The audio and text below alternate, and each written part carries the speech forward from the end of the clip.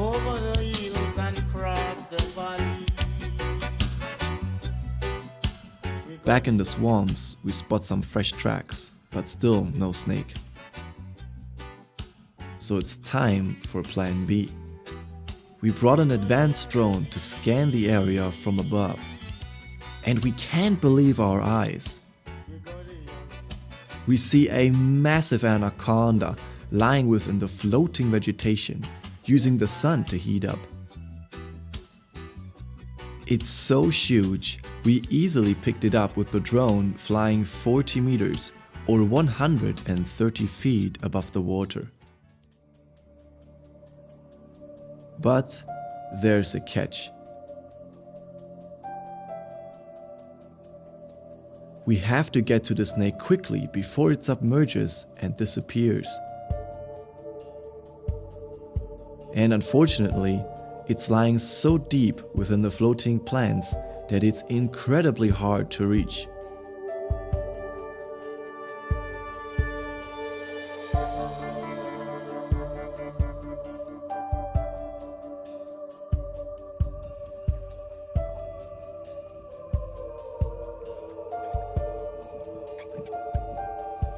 The crew and I have to push the canoe really hard to make any progress at all, and the snake could disappear from the disturbance at any moment.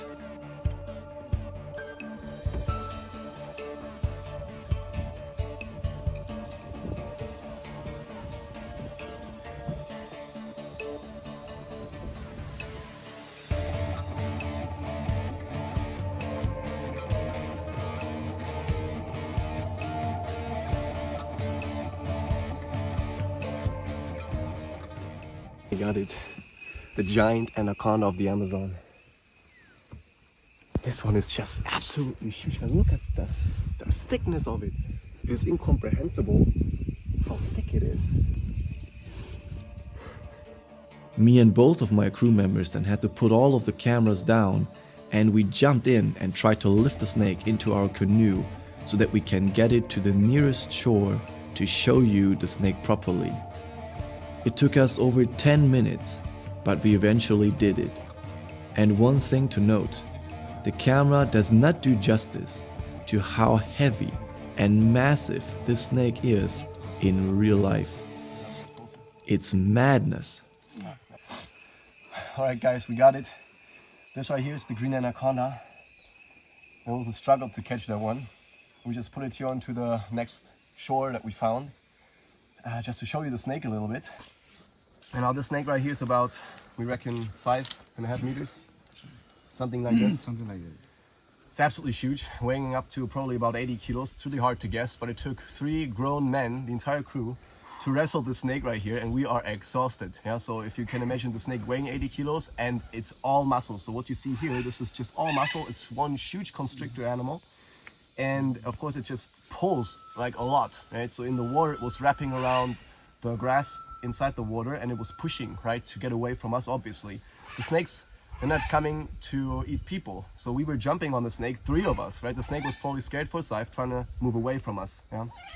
And at that size, this snake right here would not eat prey that most snakes would eat. So you can forget about rats or mice or birds or lizards. So this snake here still eats rodents, but they come in the size of capybara, which can go up to like 80 kilos. Of course, capybaras are huge.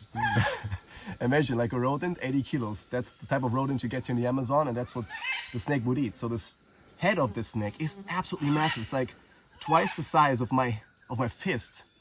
I can't comprehend how big it is. And it can stretch its jaws to eat prey that's about 7 to 10 times the size of its own head. And that would include monkeys, huge fish, and of course the capybara, as well as the jaguar. So there's no proven record ever of a human being eaten by one of those green anacondas. But however, because of their huge size, people have of course a lot of fear for these animals, and in many movies they were depicted as human-eating machines, because it's great for drama and it's great for the movie. But in reality, these guys pretty much mind their own business. Yeah? What's really interesting about the anaconda is if you look at the head shape compared to many other snakes, it looks quite funny, right? So the eyes, they're on top of the head, just as the nostrils, very close to each other, and very weird shaped head. And this is because it's a very aquatic snake species. So what it will do is it'll just gonna be in the water, and just like a crocodile, the head will stick out a little bit, and then the eyes, because they're situated so far atop of the head, will just look out. It will look out for prey that way, and it can still breathe, so it doesn't have to fully come up with its head. Perfect for an ambush predator lifestyle that it has. Jaguars would prey on anacondas when they're smaller. At that size, this anaconda would virtually have no natural predators whatsoever. They are an absolute apex predator of this ecosystem right here. So you cannot imagine just how important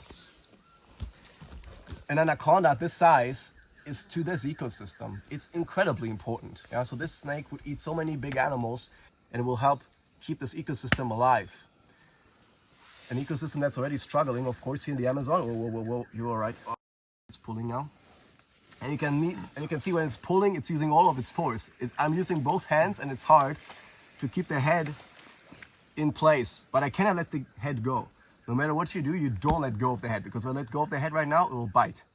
And you don't want to get bitten by a snake this size. I will need 10, 20 stitches probably. The teeth will slice me open. And look at the coloration. Not only is it very beautiful, but it's incredibly well camouflaged. So like most animals here in the Amazon, even when they come at the size that the anaconda comes in, they are still hiding incredibly well. So you may imagine a 5-meter anaconda, you'll see it easily when you canoe on that river. Well, it took us all day and advanced technology in form of a drone to find this anaconda laying among grasses.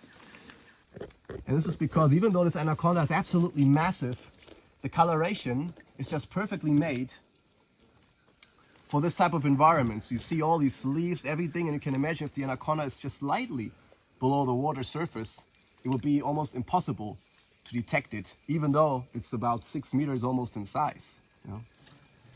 Now what's interesting about the anaconda as a species is when they breed, the female can attract up to 10 different mates when she's ready. And those males will then combat for the female. And it's not even rare that the female will sometimes eat the smallest male out there and then breed with someone else, which is crazy, right? And then she will give birth to live young. So like all boas, they give birth to live young, usually around 20 to 40. And when they're born, they are already about 2 feet in length. Crazy, right? So when this snake gets born, it's already 2 feet from the very first day. And they're ready to hunt on their own. And unfortunately, not a lot of them make it to adulthood. And certainly not a lot of them actually ever will make it to a size like this. Because out here, believe it or not, they have many different predators. So for instance, of course, many birds will eat snakes.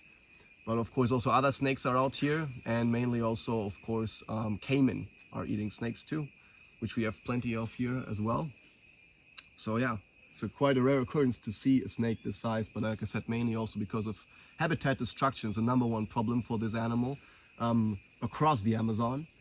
And then also, of course, human activity, people catching these snakes for the pet trade, and also, of course, for making fashion items out of its skin, which is a huge shame. So we're gonna let it go now on its way.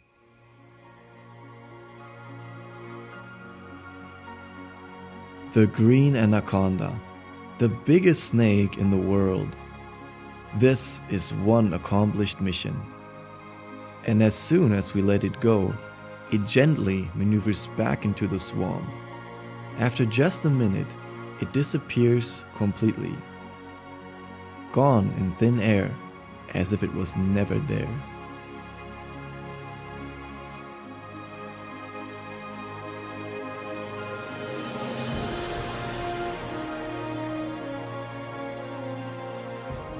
The Amazon is such a stunningly beautiful place. But it's not a luxury, it's a necessity. Ecosystems like the Amazon produce the oxygen we breathe, safeguard the water we drink, and maintain the delicate balance our planet depends on. What happens here connects to us all, no matter where in the world we live.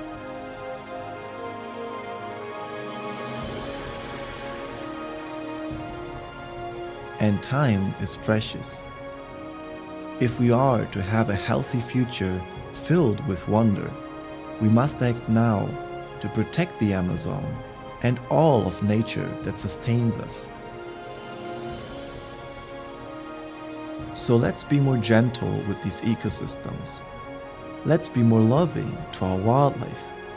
Let's be more thoughtful about the products we buy, the waste we create, and the voices we raise to protect our planet. And let's be more kind and understanding to each other. If we remind ourselves that love is important, love for each other and our planet, each of us can make a meaningful difference.